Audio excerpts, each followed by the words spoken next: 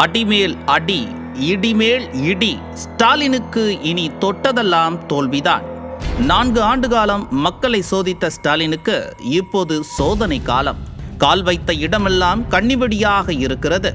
தொட்டதெல்லாம் தோல்வியில் முடிகிறது.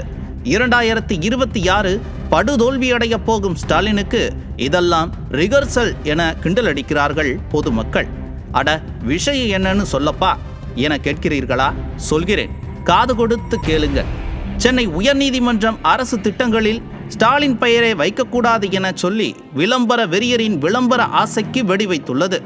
4 ஆண்டு காலம் மக்களை பற்றி கவலைப்படாமல் இருந்த ஸ்டாலின் தேர்தல் வந்தவுடன் ஓரணியில் தமிழ்நாடு, உங்களுடன் ஸ்டாலின் என 2 விளம்பரங்களை வெளியிட்டார்.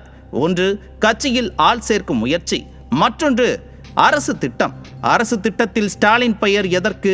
ஸ்டாலின் முதல்வராவதற்கு ஒரே காரணமாக இருந்த அவரது தந்தை படம் எதற்கு? இத்திட்டம் தேர்தலுக்கு முன்பாக அரசு செலவில் திமுகவிற்கு விளம்பரம் செய்வதற்கான முயற்சி. இதனால் மக்களுக்கு பயன் எதுவும் இல்லை என திட்டம் அறிமுகமான போதே விவரம் அறிந்தவர்கள் சொன்னார்கள். மக்கள் வரிப்பணத்தை வீணடிப்பதை அதிமுக வேடிக்கை பார்க்குமா? அதிமுக மாநிலங்களவை எம்பி CV சண்முகம் அரசு திட்டத்தில் ஸ்டாலின் பெயர் இருக்கக்கூடாது, இது விதிகளை மீறும் செயல், இதற்கு தடை விதிக்க வேண்டுமென சென்னை உயர்நீதிமன்றத்தில் வழக்கு தொடுத்தார். நீதிமன்றங்களில் குட்டு வாங்கியே பழக்கப்பட்ட ஃபெயிலியர் மாடல் அரசு இந்த வழக்கிலும் குட்டு வாங்கி இருக்கிறது. அரசு நல திட்டங்களுக்கு முதலமைச்சரின் பெயரையோ அல்லது படத்தையோ பயன்படுத்தக்கூடாது என்று சென்னை உயர்நீதிமன்றம் உத்தரவிட்டது. இந்த வழக்கில் உச்சநீதிமன்ற வழிகாட்டுதல்கள் மற்றும் தேர்தல் ஆணைய விதிகளை மீறுவதாக வாதிடப்பட்டது.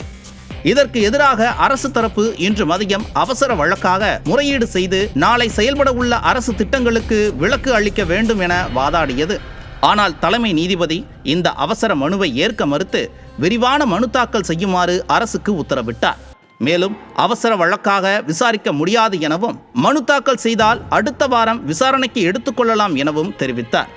இந்த உத்தரவு மீது ஆட்சேபனை இருந்தால் உச்சநீதிமன்றத்தில் மேல்முறையீடு செய்யலாம் என தலைமை நீதிபதி அறிவுரை வழங்கினார். இதேபோன்றுதான் கட்சிக்கு ஆள் சேர்க்கிறேன் என்ற பெயரில் OTP வாங்கிய திமுகவிற்கு உயர்நீதிமன்றம் மதுரை கிளை குட்டு வைத்தது. இப்போது இன்னொரு திட்டத்திற்கு சென்னை உயர்நீதிமன்றத்தில் குட்டு விழுந்துள்ளது. ஆக தேர்தல் நெருங்கி வரும் சூழலில் ஸ்டாலினுக்கு கட்சி ரீதியாகவும் சரி, ஆட்சி ரீதியாகவும் சரி, தொட்டதெல்லாம் தோல்வியாகவே இருக்கிறது. ஏற்கனவே தனது மகன் உதயநிதியிடம் பல பொறுப்புகளை கொடுத்ததால் ரெய்ட், ஊழல் என சிக்கிக்கொண்ட ஸ்டாலின் மகனை ஓரம் கட்டிவிட்டு மருமகனிடம் தேர்தல் பணிகளை ஒப்படைத்ததாக சொல்லப்படுகிறது. இப்போது அவர் கொடுத்ததாக சொல்லப்படும் ஐடியாக்களால் அடிமேல் அடி விழுவதால் ஆத்திரத்தில் இருக்கிறாராம் ஸ்டாலின். அட, நாங்க சொல்லல, விவரம் தெரிந்தவர்கள் சொல்கிறார்கள். ஆத்திரப்பட்டாலும் அழுது புலம்பினாலும் ஸ்டாலின் தோல்வியை நோக்கி நகர்வதை யாராலும் தடுக்க முடியாது. நீதிமன்றங்களில் விழும் அடிக்கே அழுதால் எப்படி? 8 மாதம் கழித்து மக்கள் மன்றத்தில் பெரும் இடியே விழ காத்திருக்கிறது. மனதை திடப்படுத்திக் கொள்ளுங்கள் ஸ்டாலின்.